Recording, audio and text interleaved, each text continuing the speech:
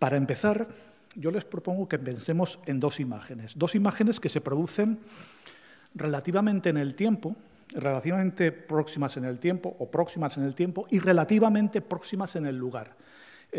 Ambas se dan en el ámbito del Mediterráneo, aunque ya es en la zona del Atlántico, pero dentro de una zona, digamos, un país mediterráneo como es España, y el otro que se da en Sicilia. En el primero vemos,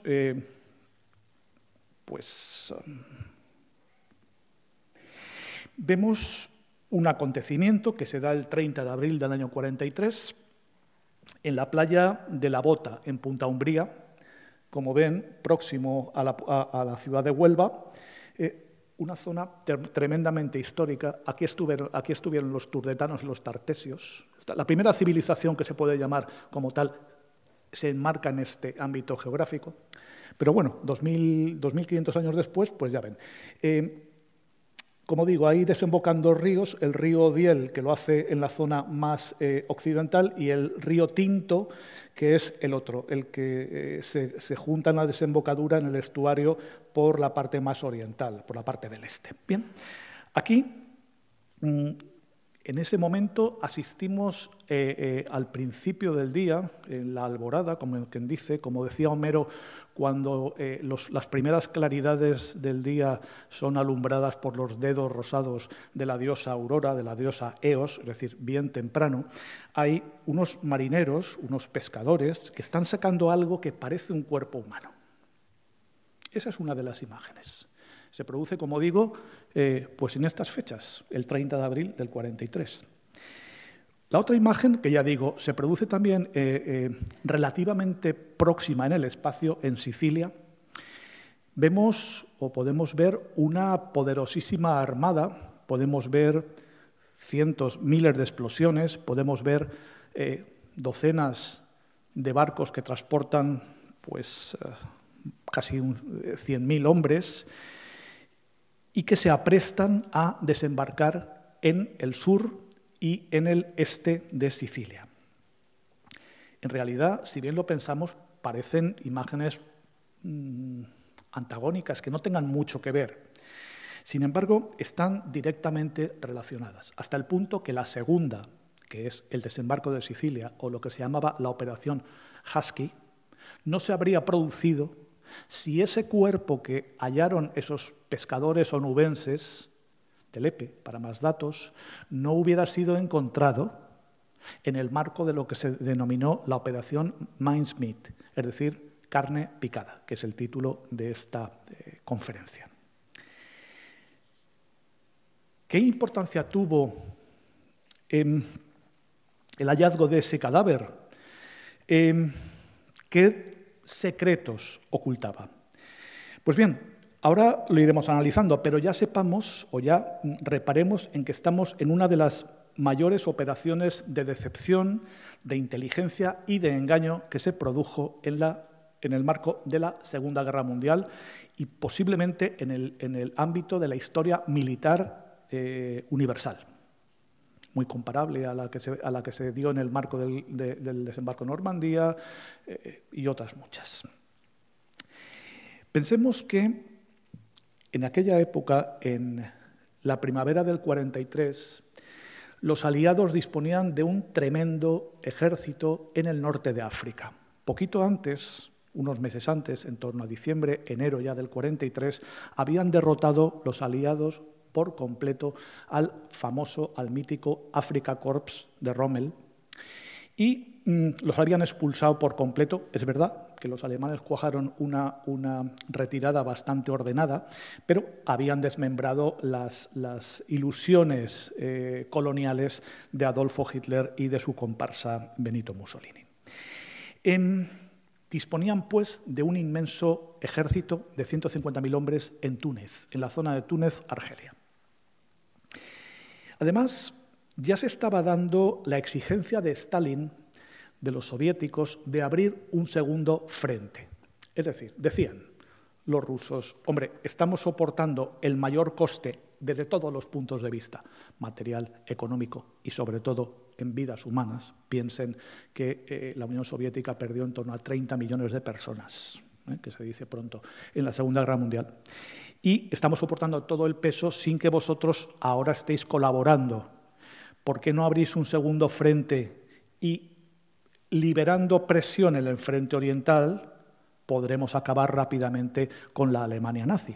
Esto es lo que exigía Josif Stalin.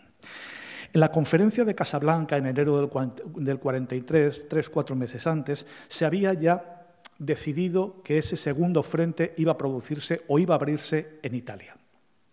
Por varios factores, en principio la proximidad geográfica con un ejército disponible, repito, 150.000, 160.000 hombres, completamente pertrechado y logísticamente muy saneado. Pero es que además se entendía que dentro del eje, que como ustedes saben era la alianza que agrupaba a Alemania, Japón e Italia, este país, el país cisalpino, era precisamente el más débil. Se pretendía que con este golpe que se diera a un Estado muy debilitado como era el Reino de Italia, la Italia fascista, pues se produciría la caída de Mussolini y, de alguna manera, la desmembración militar de Italia. Y tal vez, quién sabe, era algo que también barajaban, el hecho de contar con las unidades italianas, que no es que tuvieran una gran importancia desde el punto de vista militar, pero sí al menos cuantitativo, dentro del ejército aliado.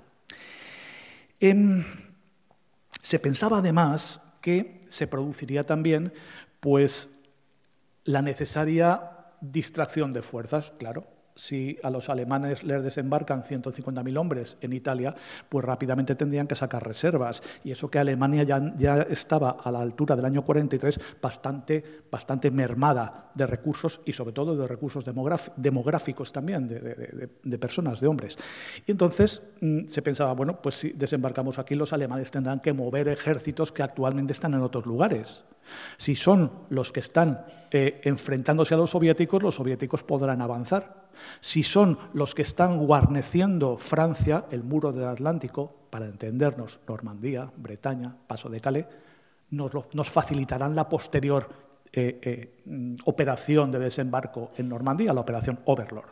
Es decir, todo eran ventajas, hasta tal punto que los analistas aliados barajaban la posibilidad de que la guerra pudiera acabar en el segundo semestre del año 44. Bien, por lo demás, esta operación, el desembarco en Sicilia, sería también, la operación Husky que acabo de decir, un ensayo general para una operación mucho más ambiciosa, que era el desembarco en Normandía, a la que nos referimos hace unos meses, que se produjo el 6 de junio de 1944. La decisión sobre dónde llevarla a efecto era algo que preocupaba mucho a los Estados mayores aliados, al Estado Mayor conjunto y a los Estados mayores tanto británico como norteamericano. Se barajaban varias posibilidades. Sicilia era la más obvia. Piensen que entre Túnez y Sicilia puede haber, pues, tal vez unas 100, 120 millas náuticas, es decir, en torno a tal vez 300, 400 kilómetros o menos incluso. Era obvio que era la más fácil para abordar, pero esa obviedad hacía que los alemanes reforzaran tremendamente esa isla, esa gran isla del Mediterráneo, que es la mayor del Mediterráneo, con casi 26.000 kilómetros cuadrados, como la Comunidad Valenciana aproximadamente. Se barajaban otros sitios también, otras posibles zonas de desembarco. Se hablaba de Córcega y Cerdeña y se hablaba también de la costa del Peloponeso en Grecia. Porque esto tenía una serie de ventajas tácticas seguramente en el sentido de que podría decidir a que los turcos, que estaban muy remisos a participar en la Segunda Guerra Mundial, sin embargo, se decidieran a ponerse en favor de los aliados. Claro, todo esto, igual que era evidente para los aliados, no lo era menos para los alemanes, no lo era menos para el servicio de inteligencia alemán, el famoso Abwehr, en manos o comandado por este señor que viene en la diapositiva, que era Wilhelm Canaris. Wilhelm Canaris era un almirante de origen griego, de ahí el apellido, que era pues uno de las mentes más preclaras que había en la Alemania nazi en aquel momento. Y todos los diferentes servicios del Abwehr habían preparado planes de contingencia para, en previsión del desembarco en alguno de estos puntos, pero lógicamente no para el desembarco en todos los puntos, como bien podemos entender. Finalmente, como decía, se produjo ese desembarco en la noche del 9 al 10 de julio en las costas del sur y, antes lo he dicho, el sureste de Sicilia. Es un desembarco en el que participaron 160.000 hombres, 14.000 vehículos, 600 carros de combate y 1.800 piezas de artillería. O sea, imagínense lo que esto era. Y en una campaña de poco más de un mes, de 38 días, lograron expulsar a los efectivos del eje de allí. Nuevamente, el ejército italiano se desintegró, literalmente, se entregaron en masa a los aliados y los alemanes tuvieron que aportar más hombres desde diferentes teatros de operaciones.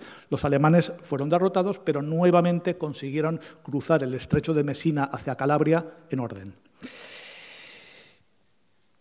Ciertamente también se produjo el resultado que más ambicionaban los aliados, que era la caída de Mussolini. De hecho, un mes después del desembarco, el Gran Consejo Fascista, que era un poco, pues, pensemos como el Consejo General del Movimiento en España, con las diferencias obvias, yo aquí no estoy haciendo analogías forzadas, ni muchísimo menos, pero bueno, era un poco ese tipo de órgano, depuso a Benito Mussolini y lo arrestó. Lo arrestaron primero un arresto domiciliario y luego lo transportaron al Gran Sasso, a una cordillera de los Apeninos que está relativamente cerca de Roma.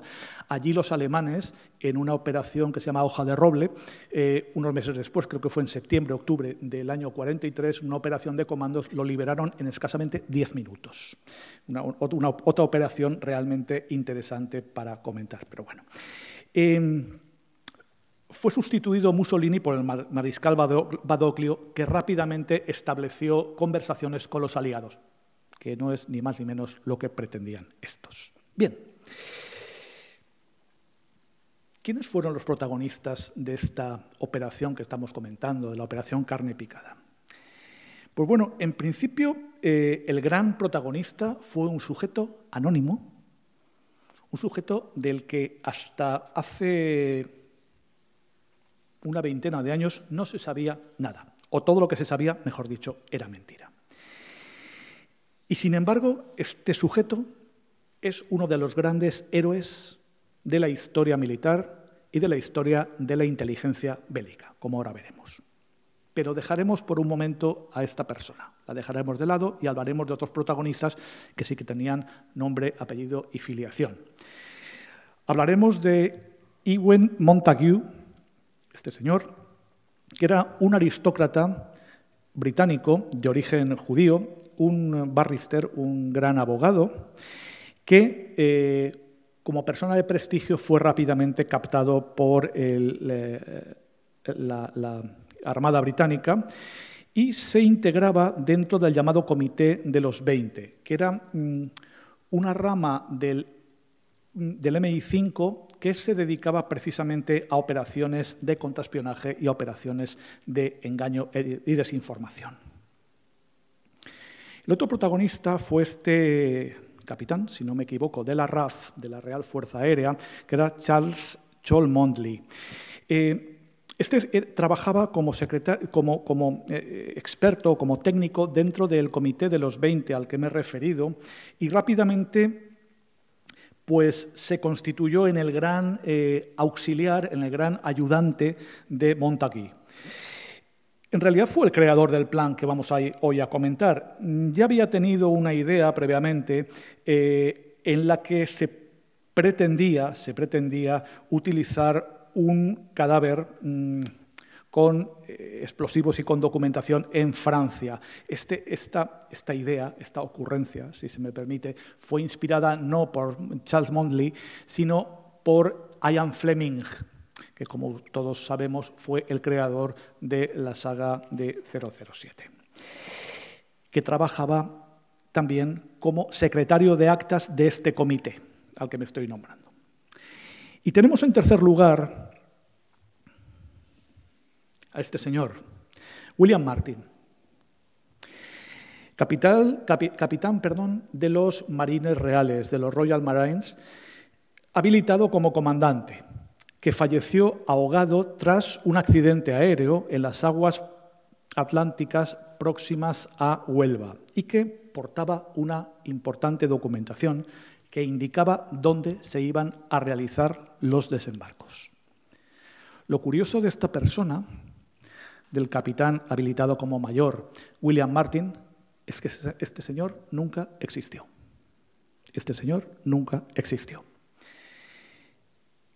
Aparte de estos tres que acabo de nombrar, hubo otras muchas personas involucradas en ello, desde un patólogo forense como Bernard Spilsbury, que fue el que ahora comentaré qué importancia tuvo, John Godfrey, que era el director de la inteligencia naval, Ian Fleming, ya citado, y también incluso en el bando alemán, a los que nos referiremos más tarde. Bien, vamos a entrar ya ahora que conocemos a los protagonistas, como decían los romanos, los dramatis personae, vamos a ver quién son, o mejor dicho, vamos a ver cómo se urdió este plan y en qué consistía. Partamos de la base que el plan de engaño en que consistió la operación Carne Picada ya se había propuesto anteriormente.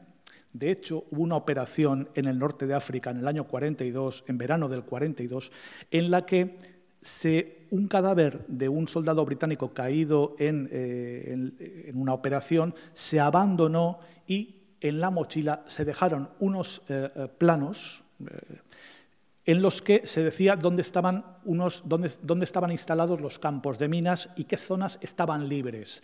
Los alemanes, quedó muy próximo el cadáver a las líneas alemanas, los alemanes llegaron a donde estaba el cadáver, se hicieron con los documentos que tenía y siguieron los consejos que daba ese mapa. Precisamente ese mapa decía justo lo contrario a la realidad. Los carros alemanes cayeron en los campos de minas. Ya se había intentado, como digo, y también posteriormente en el desembarco de Argelia, también los alemanes encontraron a una persona fallecida en el mar que portaba unos documentos y que informaba de dónde iban a producirse esos desembarcos en la costa de Argelia, en el norte de África. Solo que ahí era cierto, ahí no era ninguna operación, ahí era efectivamente una persona que falleció, llevaba una documentación confidencial y muy importante que luego la realidad confirmó.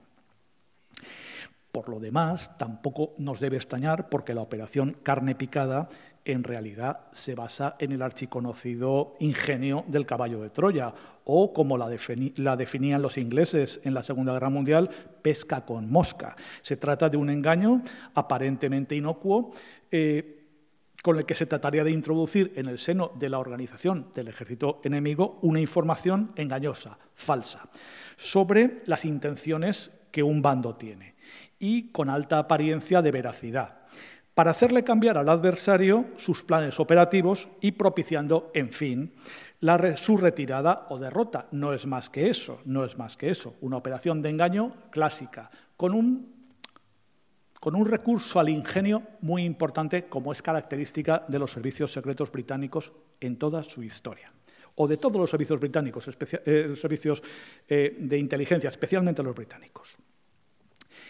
Tuvieron que encontrar en la morgue londinense, como primera providencia, un cuerpo cuyo fallecimiento por neumonía fuera compatible con una muerte por ahogamiento. Y a esto se dedicó ese patólogo forense que les nombraba antes. ¿Por qué? Pues porque tenía líquido en los pulmones. Después, una vez que encontraron este cuerpo, Cholmondeley y Montague se dedicaron a establecer, a crear toda una historia con la mayor veracidad posible que diera un contenido, un relato, una historia a ese cuerpo. Ese cuerpo que ya les anuncio que en principio no había sido reclamado por nadie ni del cual se conocía su identidad.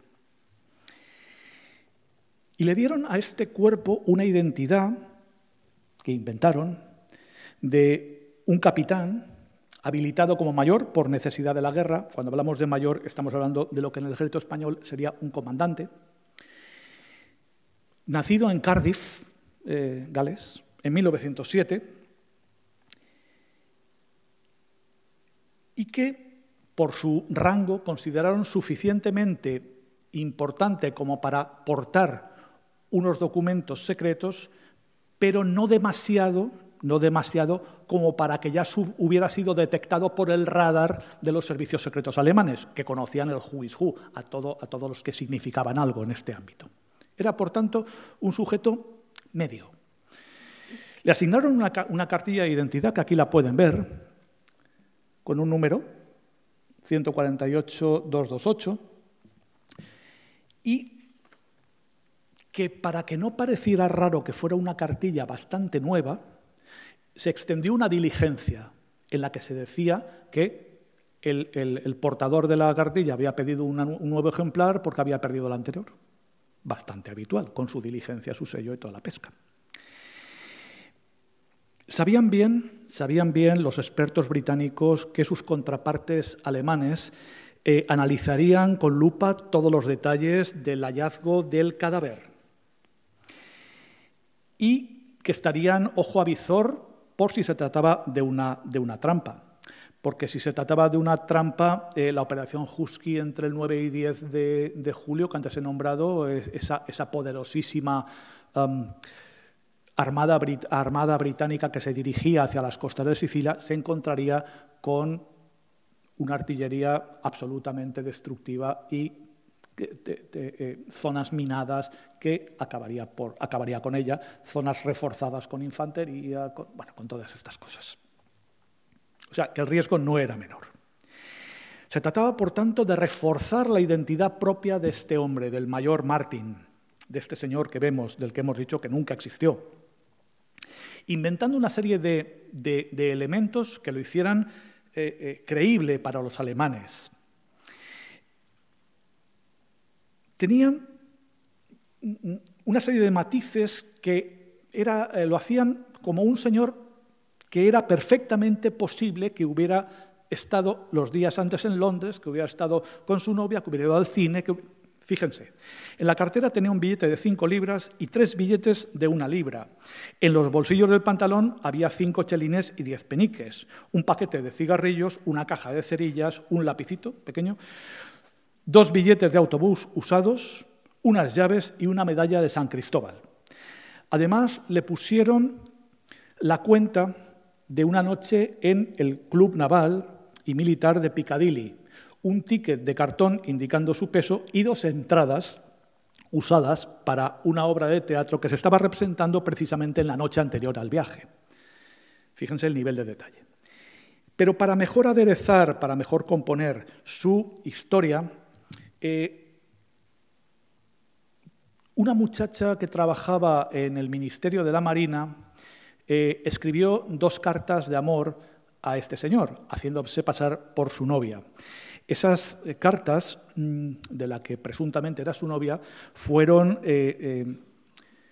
dobladas muchas veces para dar la impresión de que habían sido leídas muchas veces por su enamorado.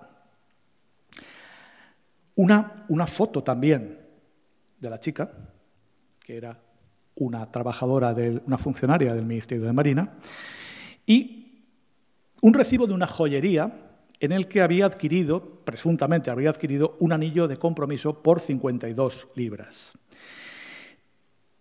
Fue tan convincente esta historia que se creó respecto de su novia que la propia mujer, esposa de Montagu, sospechó que éste tenía una aventura con alguien.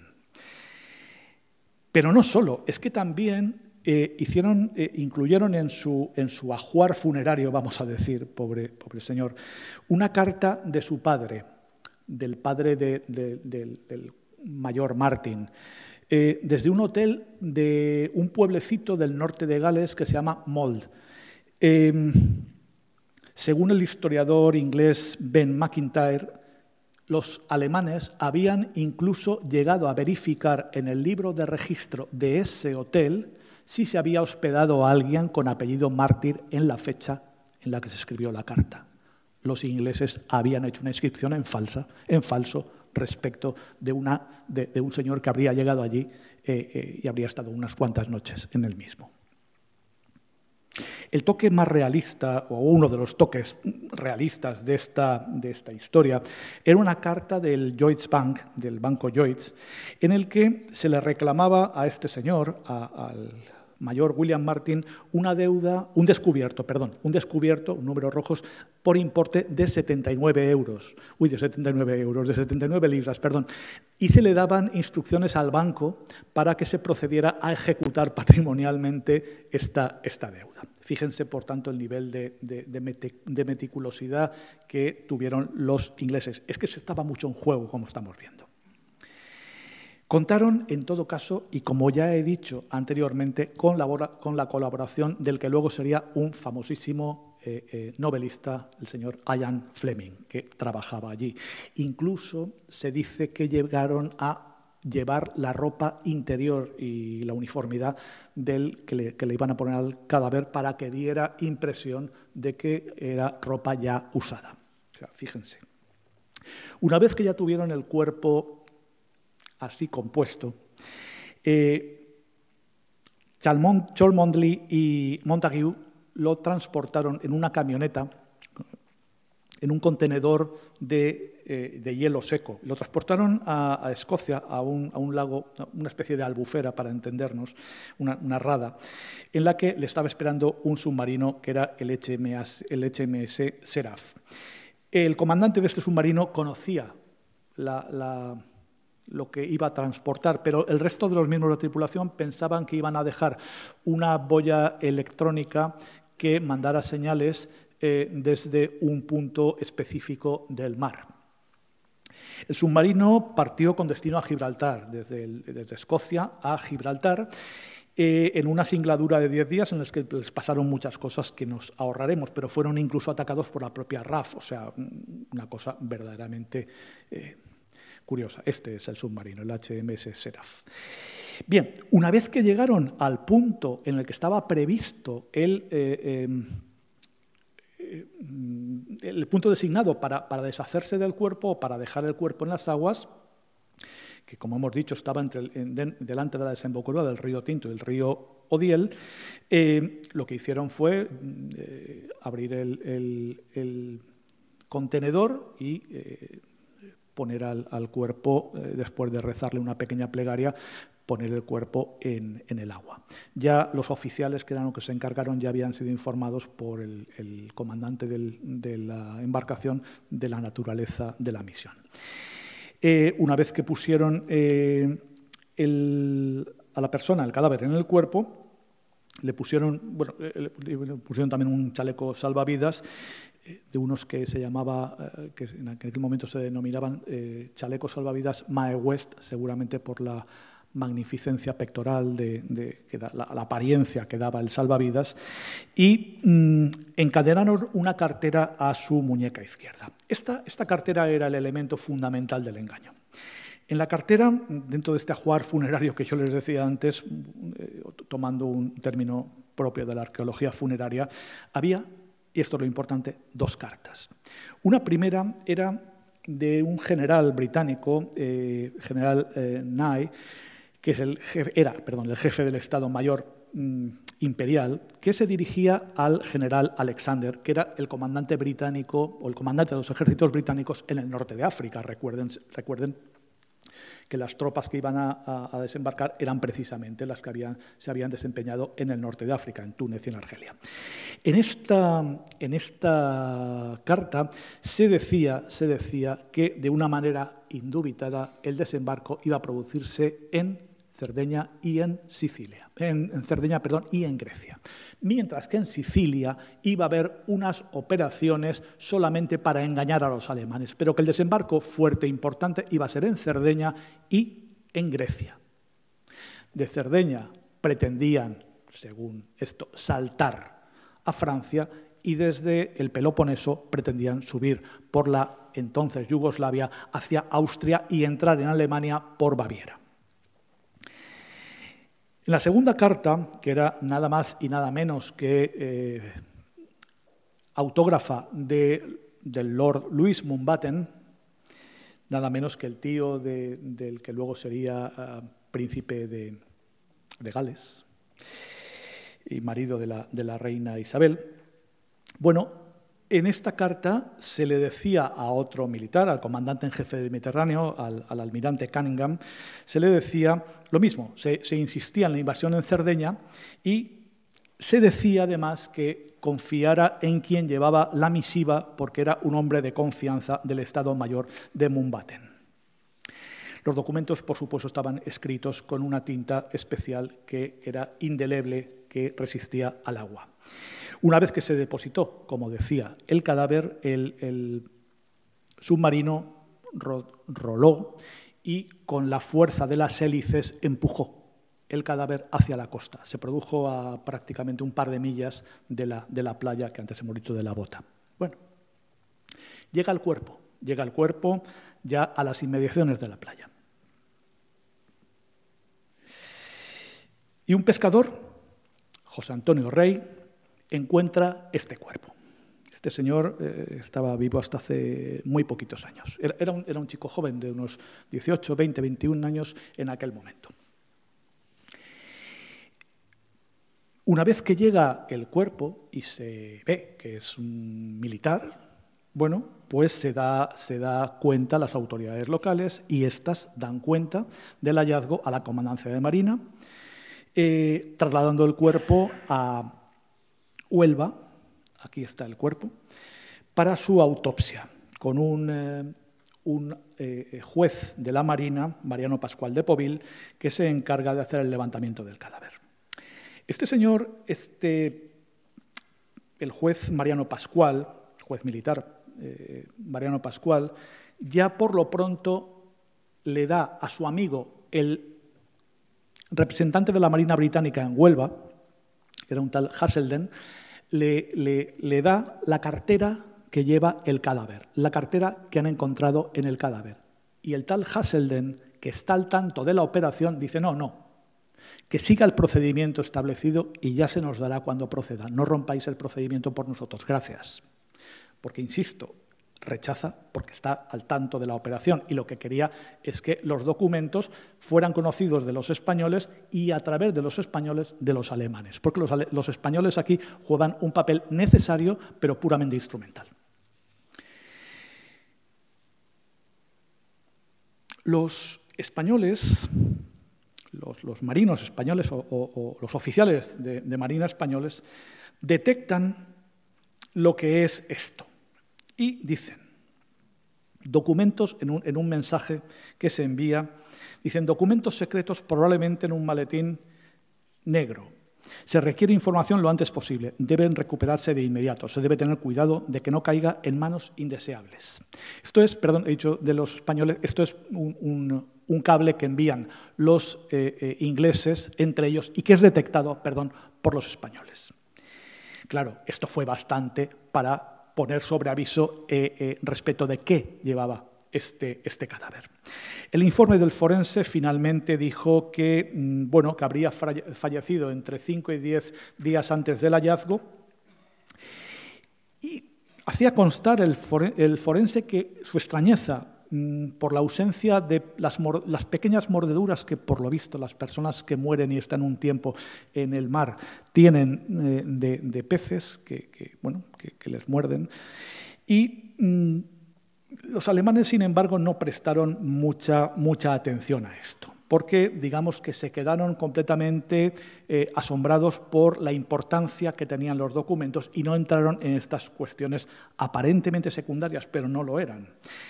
Empezó a actuar un tal Adolf Klaus, que era uno de los agentes, era hispano-alemán, había nacido en Sevilla, de padres alemanes, y era un militante nazi.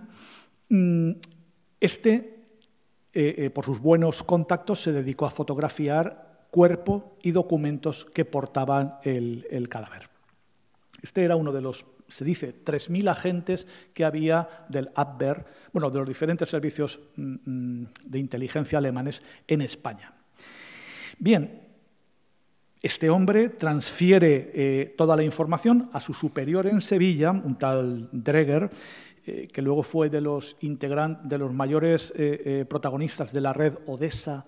La red Odessa, muchos recordarán que es una red clandestina que ayudó a huir a prominentes nazis a diferentes países, entre ellos de Oriente Medio, Egipto, Jordania, Siria y sobre todo al sur de América del Sur, Brasil, Argentina. Bien, pues Dreger transfiere a la embajada alemana en Madrid y, bueno, rápidamente los alemanes toman mucho cuidado con esto y subrayan la importancia que tiene. El jefe del Abwehr, del servicio secreto alemán, que era un capitán de navío, Lenz, que estaba de agregado militar en la embajada,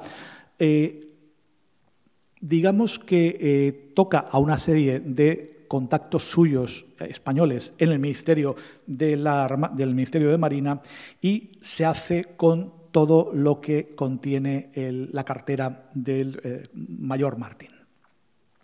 Estas cartas en particular, no solo, pero principalmente las cartas, son rápidamente copiadas y se mandan por correo urgente, por correo militar urgente, como no puede ser de otra manera, a Berlín.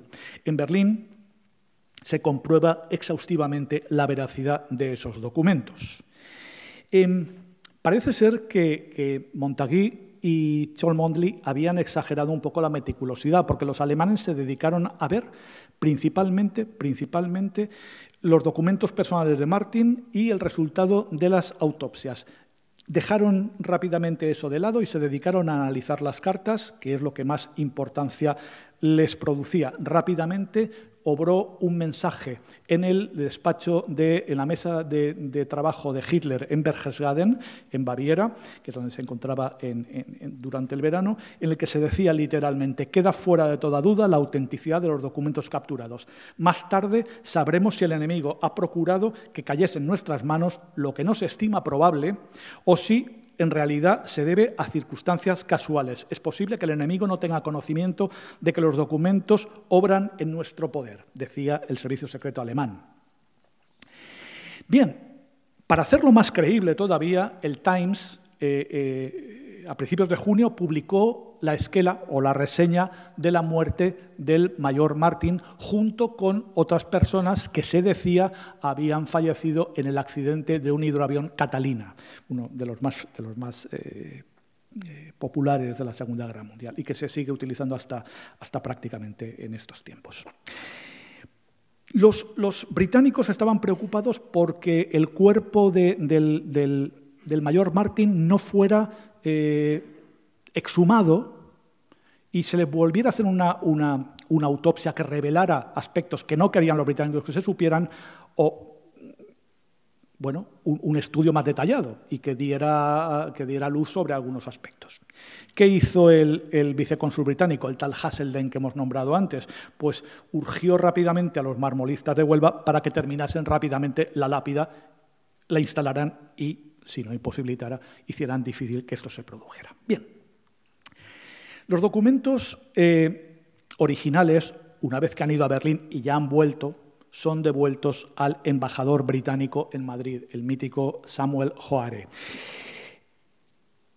que los remite a Londres. Bueno, a Londres, o más bien a la sede del contraespionaje británico, que era Bletchley Park, donde trabajaba el mítico Alan Turing, prácticamente el creador de la informática, ¿no? Bueno, pues justo ahí se estuvo viendo si efectivamente las cartas habían sido abiertas por los alemanes. Y en base a cuestiones muy nimias, se vio que efectivamente sí que habían sido abiertas y por tanto leídas por el servicio secreto alemán. Pero por si faltaba algo, la mejor constatación fue que el Oberkommando der Wehrmacht, que es el alto Estado el alto mando de la Wehrmacht, de las Fuerzas Armadas alemanes, actualmente la Bundeswehr, trasladó el 15 de mayo del 43 algunas de sus mejores divisiones, algunas de sus mejores unidades a Grecia, entre ellos las dos más potentes divisiones Panzer con que contaban los alemanes. Era evidente, por tanto, que los alemanes habían hecho caso a lo que habían encontrado y le habían dado veracidad. Los alemanes, por tanto, habían picado. Y esto fue precisamente lo que Montagu le dijo a Churchill. Le dijo, "Mincemeat swallowed whole", es decir, la carne picada, tragada entera. Rápidamente fue comunicado a los norteamericanos y se dio carta verde al desembarco. Como he dicho, el 10 de julio los aliados americanos y británicos desembarcaban en el sur de Sicilia. Se había conseguido, pues, por completo, el objetivo de confundir al Abwehr. Se consiguió que Sicilia quedara desprovista de defensas en favor de otros teatros que los ingleses habían conseguido persuadir de que se iba a producir el desembarco. Como he dicho, Cerdeña y, sobre todo, las costas del Egeo de Grecia. La mayor parte de los resultados ya los hemos nombrado. Hemos dicho que fue el inicio del asalto a Europa, además de un ensayo importantísimo para la Operación Overlord, para el desembarco en Normandía, que estranguló también el posible tráfico que hubiera. Esto es, si ven dónde se produjo las playas de desembarco donde se ubicaron, que como les decía era la parte sur y el este hasta la zona más o menos de Catania, me parece. Bueno, estranguló, decía, el comercio en el Mediterráneo, porque claramente, bueno, si se fijan, la posición central de Sicilia hace que cualquier tipo de tráfico que haya por ahí, tráfico marítimo, quede rápidamente controlado y incidentalmente destruido. Obligó a los alemanes, como hemos dicho, a alterar sus planes de guerra y, sobre todo, desprotegiendo el frente ruso. Solamente les diré que pocos días después del desembarco en Sicilia, Hitler tuvo que paralizar la ofensiva acorazada de Kursk, que fue el mayor enfrentamiento de carros de combate que ha habido en la historia, con cerca de 5.000 carros de combate, en torno a 3.000 por parte de los rusos y cerca de 2.000 por parte de los alemanes. Tuvo que paralizarlo y volver las unidades a sus lugares de salida. Como he dicho también, se produjo la caída de Mussolini y la salida de Italia de la guerra, y su casi desintegración política en manos de bandas de partisanos comunistas. Los fascistas italianos todavía crearon una república en el norte de Italia, que fue la República de Salò, que es donde estuvo Mussolini una vez que fue liberado del Gran Sasso. Y al final, pero no en último lugar, dejó ver las costuras en los servicios secretos de espionaje del Tercer Reich, de Alemania. Porque ciertamente existe la hipótesis de que los alemanes no hubieran sido engañados. De hecho, el jefe de la inteligencia alemana del Frente Occidental, que era el coronel Alexis Freiherr von Rönne, que era este señor que aquí vemos, pudo haber tenido la sospecha o la constancia de que eso no era sino un engaño. Pero este hombre, que era un devoto católico, estaba opuesto frontalmente a Hitler e involucrado en determinadas acciones en contra de Hitler.